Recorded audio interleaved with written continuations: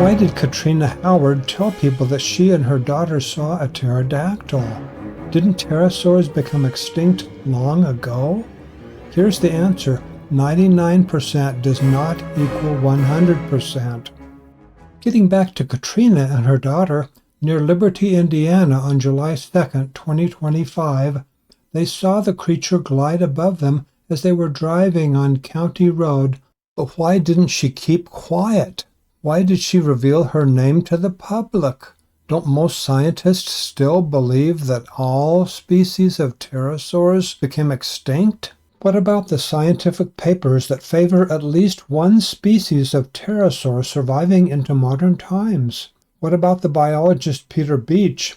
He videotaped an apparent pterosaur that was flying over the heads of many eyewitnesses on New Britain Island in Papua New Guinea on March 25, 2015.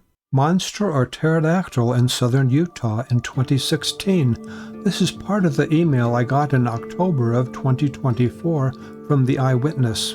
Quote, I had a friend who had property where I daily went to climb a big hill. I would climb it, then sit, read, or watch bird and wildlife, and just loved the view. One day there it was, just across the way, landing on another hill. Impossible, yet there it was. The long hook on the back of the head, the bat-like. A flying dinosaur and a photo from the American Civil War? Not exactly. This photograph was probably recorded years after the Civil War ended, during the Reconstruction era. What about this apparent pterodactyl?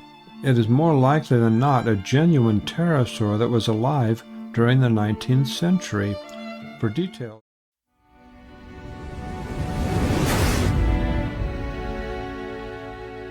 How could anybody believe that a small child in Arizona or Texas or Oklahoma, while playing in the backyard, could be carried away by a pterodactyl? We will get to that. First, in southern Arizona, one morning in October of 1945, 2-year-old Mike McDonald was playing in his yard with a family dog.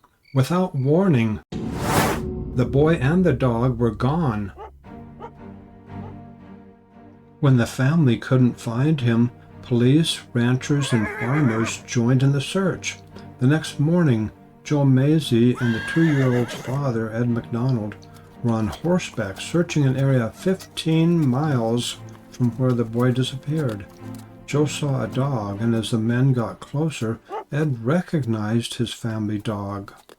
It was next to a dugout hole, and when the men looked into the 2-foot-wide opening, there was little Mike McDonald, sleeping. Aside from a small cut on his foot, the boy had no injuries. What a relief! What happened? Keep with us, and we'll get into the answer and why little Mike was found 15 miles from home, and why he was in a dugout hole, and why the cut was on his foot rather than on another part of his body, and why the family... In the words of the eyewitness, I saw one in 2003, Kuna, Idaho. I was at my brother's house. My brother and I were standing in his driveway. As I looked to the south, I saw the enormous creature gliding through the air, wingspan 25 to 30 feet.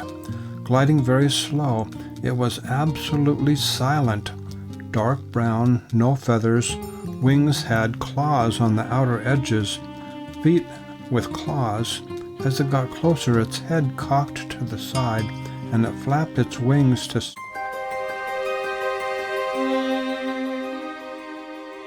The other day I got a phone call from Todd Davis, who reported a sighting of an apparent pterosaur in San Diego, California, at about 8 or 8:30 p.m., May 20th, 1995.